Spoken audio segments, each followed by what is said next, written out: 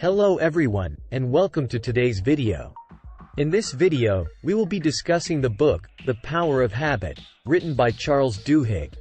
This book has been a New York Times bestseller and has changed the way people think about habits. Chapter 1, The Habit Loop. The first chapter of the book talks about the habit loop, which is the cycle of cue, routine, and reward.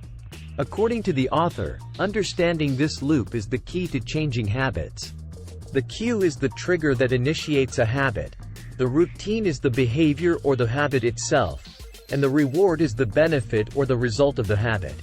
By identifying the cue and reward, one can change the routine and break a bad habit. Chapter 2, The Craving Brain. The second chapter discusses how habits are formed in the brain.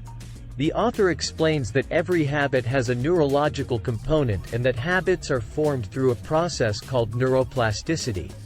The author also talks about the role of cravings in forming habits and how understanding these cravings can help people change their habits.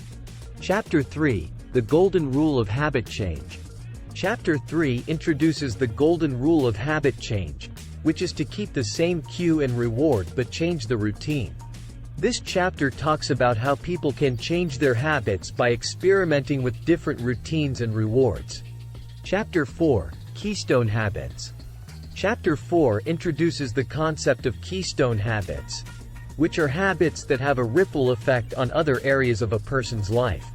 The author explains that by identifying and changing keystone habits, people can transform their lives in significant ways. Chapter 5, Starbucks and the Habit of Success. Chapter 5 talks about the success of Starbucks and how the company's habits have contributed to its success. The author explains how Starbucks has created a culture of habits that promote productivity, innovation, and customer satisfaction. Chapter 6, The Power of a Crisis. Chapter 6 talks about how a crisis can be a catalyst for changing habits. The author explains that when people are faced with a crisis, they are more likely to change their habits because they are forced to adapt to new circumstances. Chapter 7, How Target Knows What You Want Before You Do. Chapter 7 talks about how companies use data to understand their customers' habits and how they can use this information to predict future behavior.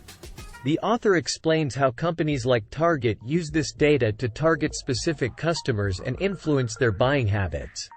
Chapter 8, Saddleback Church and the Montgomery Bus Boycott. Chapter 8 discusses how habits have been used to create social change. The author talks about how habits were a key factor in the success of the Montgomery bus boycott and how habits have been used by churches to create a sense of community and promote positive social change.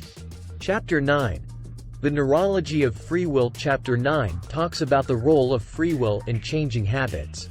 The author explains that although habits are formed through neuroplasticity, people still have the ability to change their habits by making conscious decisions and exerting their free will. Conclusion.